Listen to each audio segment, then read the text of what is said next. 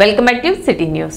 భారత మాజీ ప్రధాని రాజీవ్ గాంధీ వర్ధంతి కార్యక్రమాన్ని మార్సిపేట కాంగ్రెస్ పార్టీ కార్యాలయంలో నిర్వహించారు. ఈ సందర్భంగా తెనాలి నియోజకవర్గ Congress party in charge doctor Chandu Sambasivudu ఆధ్వర్యంలో రాజీవ్ గాంధీ చిత్రపటానికి పూలమాలలు వేసి నివాళులు అర్పించారు. దేశానికి ఆయన చేసిన సేవలను గుర్తు చేసుకున్నారు. ఈ కార్యక్రమంలో Tenali town president Ponnuru Nagasurya sister, Tenali town ఉపాధ్యక్షులు గుర్రపు ద్వారకా శ్రీనివాసరావు, తెనాలి మండల ప్రెసిడెంట్ కర్లపూడి బుల్లయ్య, పెనుగొండ శివకుమార్, భీమా రమేష్, టివెన్ బాబు, శంకర్రావు, రాయప్ప, కోటేశ్వరరావు, సుబ్బారావు, వీరస్వామి, సీను, బోలేరాం, వెంకటేశ్వరరావు, మల్లికార్జునరావు తదితరులు పాల్గొన్నారు. ఈరోజు భారతదేశం యొక్క మాజీ ప్రధానమంత్రి, ఒక మాజీ ప్రధానమంత్రి యొక్క కొడుకు, ప్రస్తుతం భారతదేశానికి ప్రతిపక్ష నాయకుడుగా ఉన్నటువంటి వ్యక్తికి తండ్రి అయినటువంటి శ్రీ రాజీవ్ గాంధీ గారిని హ్యూమన్ బాంబ్ అంటాం. ఒక ధను అనేటువంటి శ్రీలంక తమిళ అమ్మాయి ధను అనేటువంటి హ్యూమన్ బాంబుతో హత్య గావించబడ్డ రోజు మే 21. అప్పుడు జనరల్ ఎలక్షన్స్కి అప్పుడు తొందరగా 84 నుంచి 89 దాకా ప్రధానమంత్రిగా ఉన్నారు రాజీవ్ గాంధీ గారు. ఆ తర్వాత 89 నుంచి మరలా విపి సింగ్ గారు ఇద్దరు ముగ్గురు మారటం, మరలా ఎలక్షన్లు రావటం జరిగింది. అప్పుడు జనరల్ ఎలక్షన్స్లో మొత్తం దేశం మొత్తం పర్యటిస్తూ ఉన్నప్పుడు విశాఖపట్నం నుంచి తమిళనాడు వెళ్ళి తమిళనాడులోని శ్రీపెరంబదూరులో ఆయన ప్రసంగిస్తానికి సిద్ధమవుతున్న టైంలో ఆయనకి పాలువిరగా వెళ్ళి దండేస్తామని చెప్పేసి వెళ్ళి దండేసి తను పేల్చుకుని హత్య కావించబడింది. ఇది ఒక ముఖ్య ఘటన భారతదేశం చరిత్రలో ఇద్దరు ప్రధానమంత్రులు దేశం యొక్క ఐకమత్యం కోసం ప్రాణార్పించారు. అందులో ఒకటి శ్రీమతి ఇందిరాగాంధీ గారు.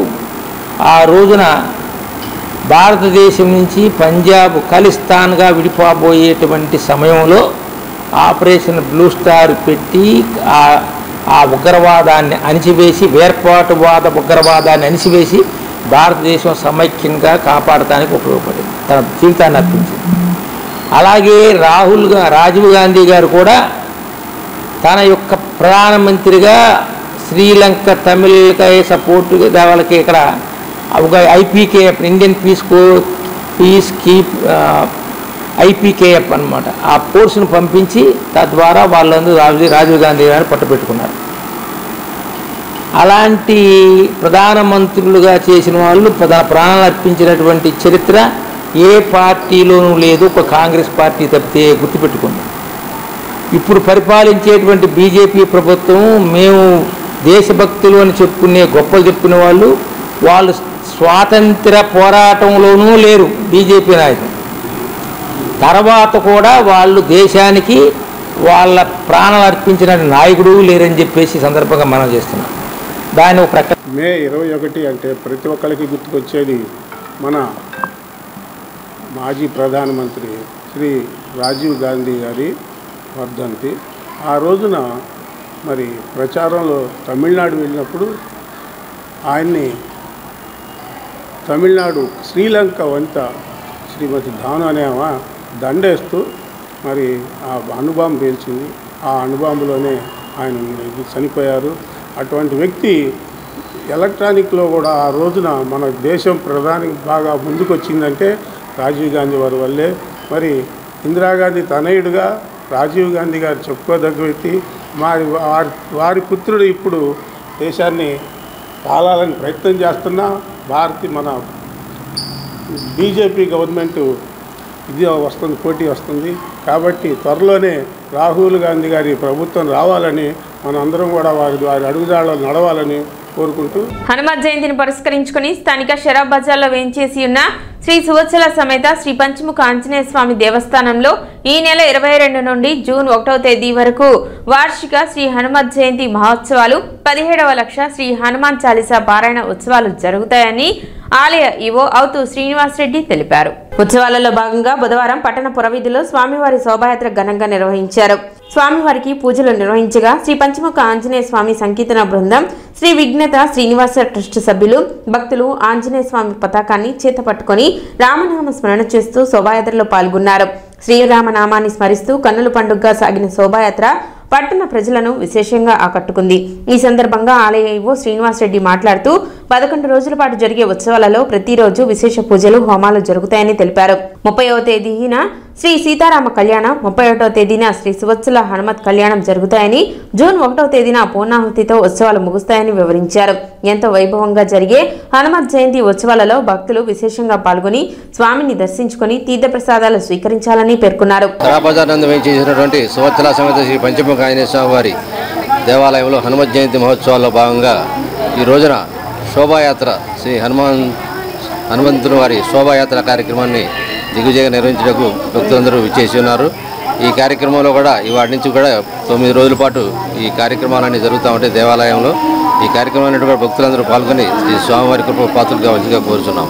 కార్యక్రమంలో వంశపారంపర్య అర్చకులు శ్రీనివాసమూర్తి, కిరణ్ కుమార్, సురేష్, సంకీర్తన బృందం అధ్యక్షురాలు మూర్తి అనురాధ, ట్రస్ట్ సభ్యులు గుడివాడ బాలకృష్ణ, మూర్తి వెంకటేశ్వరరావు, మాడుపల్లి చంద్రశేఖర్, గాజల రాజేంద్ర ప్రసాద్, వెంకటేష్, మద్దు హరీష్, పలువురు సభ్యులు, విశేష సంఖ్యలో భక్తులు పాల్గొన్నారు. తెనాలి పట్టణంలో ఎంతో చారిత్రాత్మక ఆలయంగా విరాజిల్లుతున్నటువంటి శ్రీ సూచనా సమేత పంచముఖ ఆంజనేయ స్వామి దేవస్థానంలో ఈ నెల 22వ తేదీ నుండి జూన్ 1వ తేదీ వరకు వార్షిక హనుమత్ జయంతి మహోత్సవాలు, 17వ లక్ష శ్రీ హనుమాన్ చాలీసా పారాయణ కార్యక్రమాలు ఎంతో వైభవంగా ప్రారంభం కానున్నాయి. ఉత్సవాల్లో భాగంగా ఈ రోజున స్వామివారి శోభాయాత్ర కార్యక్రమం నిర్వహించడం జరుగుతుంది. స్వామివారి పతాకాన్ని భక్తులందరూ చేతపట్టుకుని పట్టణ పురవీధుల్లో ఆయన స్మరణ చేస్తూ ఊరేగింపుగా నిర్వహించడం జరుగుతుంది. ఈ యొక్క కార్యక్రమంలో పాల్గొన్న ప్రతి ఒక్కరికి కూడా పంచముఖ ఆంజనేయ స్వామి ఆశీస్సులు ఎల్లవేళ ఉండాలని మనస్ఫూర్తిగా కోరుకుంటాం. 22వ తేదీన ఉదయం స్వామివారికి విశేష పంచామృత సమణ కార్యక్రమాలతో ఉత్సవాలు ప్రారంభమవుతాయి. 108 సార్లు హనుమాన్ చాలీసా పారాయణ చేస్తున్న భక్తులు ముందుగానే ఆలయంలో తమ పేరును నమోదు చేసుకోవాల్సిందిగా కోరుతున్నాము. 1వ తేదీన పూర్ణాహుతి కార్యక్రమం ముగుస్తాయి. భక్తులు విశేషంగా పాల్గొని పంచముఖ ఆంజనేయ స్వామి ఆశీస్సులు పొందాలని మనస్ఫూర్తిగా కోరుకుంటాం. గురువారం హనుమాన్ జయంతి సందర్భంగా తెనాలిలో హనుమాన్ శోభాయాత్ర, బైక్ ర్యాలీ నిర్వహించనున్నారు. సాయంత్రం 4 గంటలకు సుల్తానాబాద్ మార్కెట్ యార్డ్ నుండి జరగనున్న ఈ కార్యక్రమానికి హిందూ బంధువులు అందరూ వేలాదిగా కుటుంబ సమేతంగా పాల్గొని జయప్రదం చేయాలని కోరారు. కార్యక్రమంలో కొల్లా గురునాథ్ గుప్తా, కొడాలి క్రాంతి, వేమ సురేష్ బాబు, పెద్దలంక వెంకటేశ్వరరావు, బోడపాటి ఆదిత్య, గాంధీ హనుమరెడ్డి, కనమర్లపూడి సుబ్రహ్మణ్యం, మందికంటి రామాంజనేయులు, జ్యోతిబాబు తదితరులు పాల్గొన్నారు. రేపు గురువారం 22వ తారీఖున సాయంత్రం 4 గంటలకి సుల్తానాబాద్ చిట్యాల స్వామి గుడి దగ్గర నుంచి అలాగే మార్కెట్ అలాగే రజ్జిగిపేట మీదుగా శివాజీ చౌక్ సెంటర్ మీదుగా చిట్యాల దాకా శోభాయాత్ర జరుగుబడుతుంది. ఈ కార్యక్రమాన్ని మరి శోభాయాత్ర కమిటీ ఆధ్వర్యంలో గత 3 సంవత్సరాల నుంచి ఎంతో ఉత్సాహంతో చేయడం జరుగుతుంది. ఈ కార్యక్రమంలో మరి తెనాలి ప్రజలు అందరూ కూడా పాల్గొని ఎంతో దిగ్విజయంగా ముందు నడుపుతున్నారు. అట్లాగే ఈ సంవత్సరం కూడా మరి తెనాల్లో ప్రజలందరూ కూడా కుటుంబ సమేతంగా మరి హనుమాన్ శోభాయాత్రని ఘనంగా దిగ్విజయంగా నడపాలని చెప్పేసి రేపు గురువారం 22వ తారీఖు శ్రీ హనుమత్ జయంతి సందర్భంగా హనుమాన్ శోభాయాత్ర అత్యంత వైభవంగా నిర్వహించడం జరుగుతుంది. సుల్తానాబాద్లోని ఆంజనేయ స్వామి గుడి దగ్గర మొదలై స్వరాజ్ ట్యాక్సీ దగ్గర చిట్టాంజనేయ స్వామి గుడి వరకు ఈ శోభాయాత్రని అత్యంత వైభవంగా తెనాలి పట్టణ ప్రజల సహకారంతో నిర్వహిస్తున్నాం.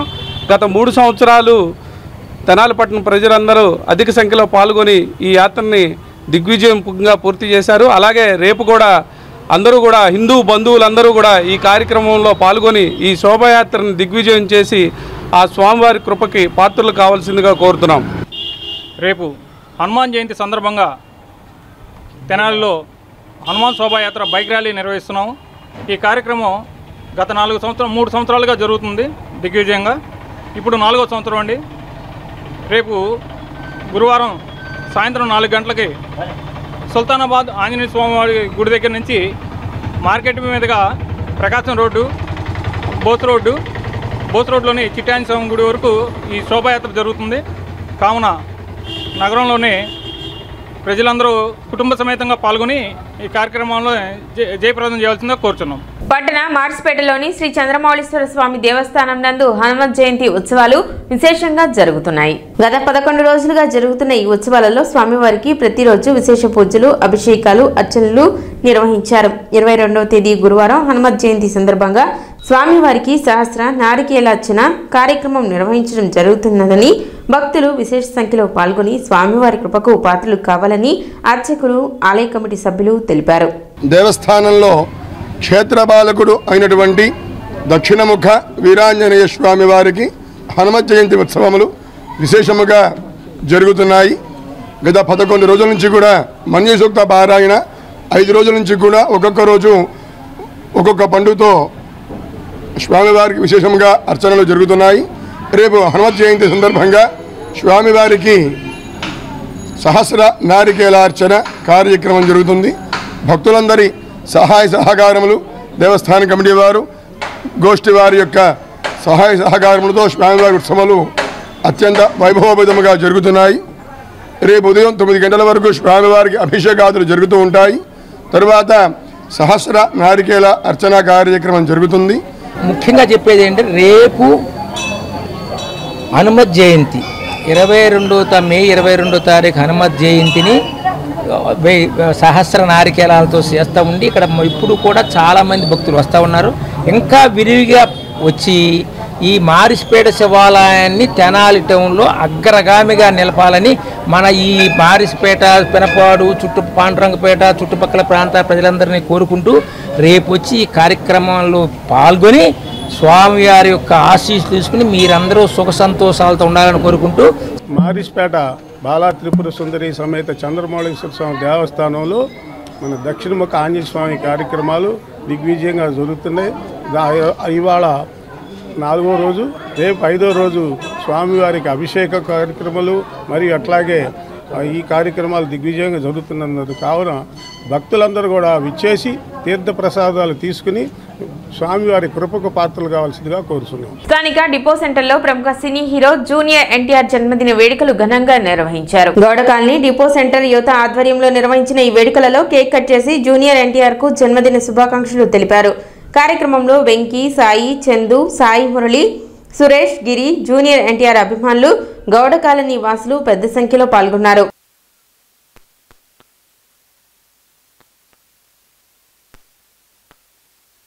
ఎన్టీఆర్ 42వ పుట్టినరోజు సందర్భంగా ఈరోజు స్థానిక డిపో సెంటర్లో గౌడ కాలనీ గౌడ యూత్ ఆధ్వర్యంలో ఘనంగా జరగడం జరుగుతుంది. గత 15 సంవత్సరాలుగా ఇది మా ఆచారం లాగా సంక్రాంతి, ఉగాది పండుగ ఎట్లానో అట్లానే మొన్న జూనియర్ ఎన్టీఆర్ పండుగ కూడా అలాగే జరుపుకుంటూ మేము అందరు అభిమానులతో జూనియర్ ఎన్టీఆర్ పుట్టినరోజు అంటే అదొక పండుగలాగా భావిస్తూ సంక్రాంతి, ఉగాది లాగా అట్లానే చేసుకుంటూ పొద్దున్న నుంచి మేము ఎదురు చూస్తూ కేక్ కటింగ్ దాకా ఎదురు చూస్తూనే ఉంటాము. ఆయన సినిమాల్లో ఉంటే ఆయన నటనకి అభిమానులుగా ఉంటాం మేము. ఎప్పుడు ఆయన రాజకీయాల్లోకి వెళ్ళాడంటే కార్యకర్తగా ఉంటాము. సిటీ న్యూస్ ముగించే ముందు ముఖ్యాంశాలు మరోసారి.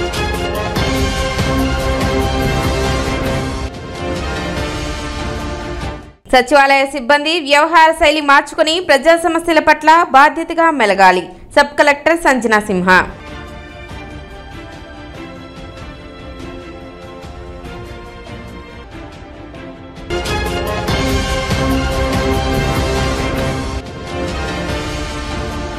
కుక్కల బెడద నుండి రక్షించాలని వేడుకుంటున్న పట్టణ పినపాడు వాసులు.